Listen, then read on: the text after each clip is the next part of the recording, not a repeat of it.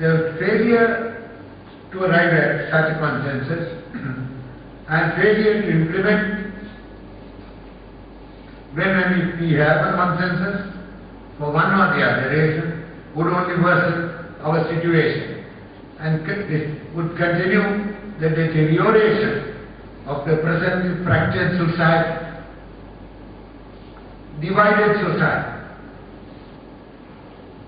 which has only a superficial unity, not an organic integration. And therefore, we need to explore the multifaceted nature of the socio-psychology in addition to the social practices that we have in this country and our society.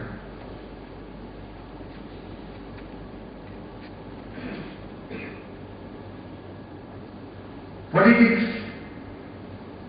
are supposed to be the bane of society. Then unavoidably the politics arise out of society. This is a contradiction that we have to resolve. And this has no other way but the consciousness of our society being raised and elevated, which would become reflected in politics later on. And that is how politics can be corrected in mind. So therefore this foundation and many others like this foundation should undertake the development of the consciousness of our people to a higher level of comprehension of the larger picture of society and the long-term purpose of our social being.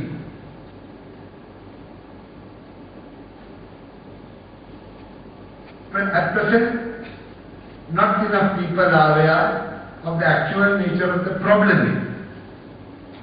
Even the problem and the need of a solution are not sufficiently addressed.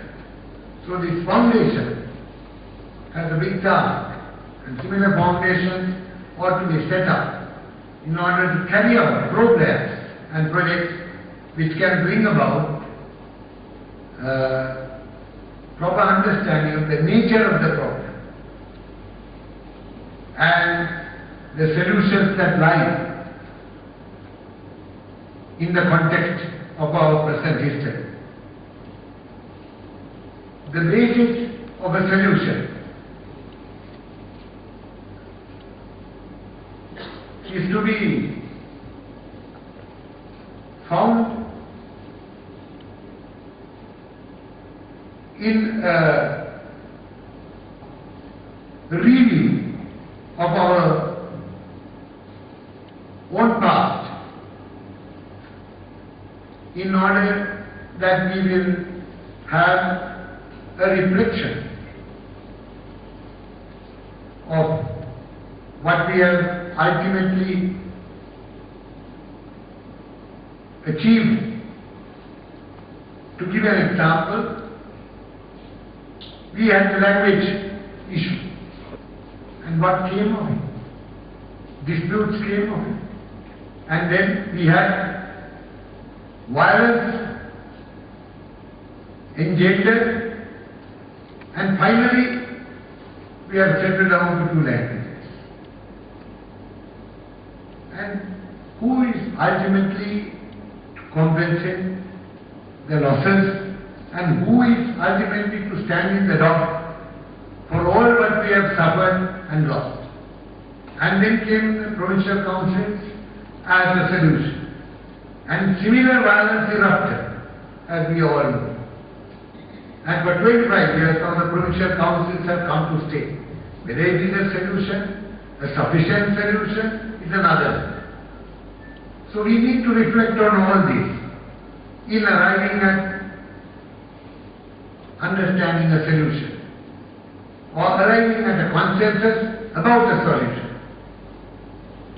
The amount of lives lost material wealth that we have lost in the process of our disputes about the social cohesion. The social cohesion is what we have to achieve.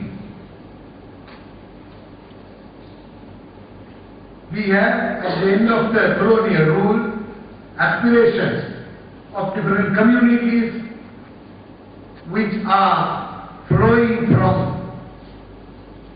the sufferings or the privations during the time of colonial rule. And certain situations have unavoidably arisen. There is no point in wishing for the better and the best. We have to take history as it unfolds and then move in and intervene as best as we can in order to find what we know and what we want as convergence and consensus. I think we are today again at this moment in a debate whether certain powers should be with the provincial councils or whether the provincial councils should be there or not. What alternatives are available for the provincial councils in order to democratize the country and in order to meet the aspirations of all sections of the community? We have not found any alternatives. We are presently in the provincial council. There is a select committee appointed in the parliament. I think we should all participate in the select committee. That is not a government body. It is a body of the parliament. And where we have the responsibility as representatives from the people in the parliament to intervene in all committees set up in the parliament to discuss the different aspects about the question about the issue of meeting the aspirations of all communities and promoting the national Sri Lankan identity as the ultimate goal, while preserving the other specific identities. Sri Lankan national identity is only in our passports. Sri Lankan national identity is hardly thought of by anyone else or by any community. There is no inspiration that is springing out from the minds and hearts of the people around the Sri Lankan identity. We have to inquire why it has been so. Materially, we have to provide conditions which will make everybody feel that the Sri Lankan identity is worthwhile, and to make every section of the people feel that there is something that they have by way of being a Sri Lankan that they can obtain, they can share, that they can enjoy. I do not want to continue, but I am only posing the problem. So what I say is that foundations like this could promote workshops in order to ascertain, analyze the socio-psychological factors related to this question and recent social history in order to give a picture to those who are looking out for the way forward. In this society there is an intellectual layer, Sinhala speaking, Tamil speaking, English speaking, who are all looking for a way forward from the present state of stagnation or present state of fractured segregation of our society.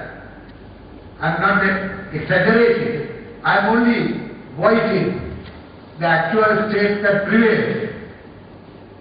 My ministry is asked to bring about social integration, but we have no structures in the society which are conducive to it. So we need to build structures which are conducive to social integration.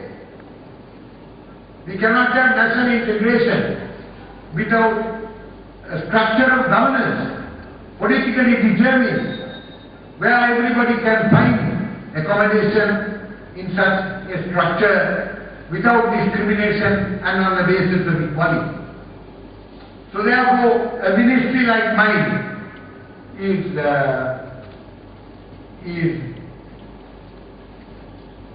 unable to move in any serious way without an atmosphere, without a structural backdrop in governance and in non-discriminatory equality of status and rights of all people guaranteed in the Constitution. So it is a larger problem. It is not something that can be achieved by a ministry which is called upon to bring social integration. But we can of course go on implementing the language policy, the two-language policy or the three-language policy, and which alone is not sufficient in order to achieve harmony which has been set out as an ideal by Father David, this great sage. So therefore, we need to raise the level of public consciousness, the people's consciousness, and which will get reflected in the political power and which in turn will result in policies which are to ultimately bring about the integration that we are looking for and the harmony that we are looking for, and thereby the ideal society that we have all aspired to achieve.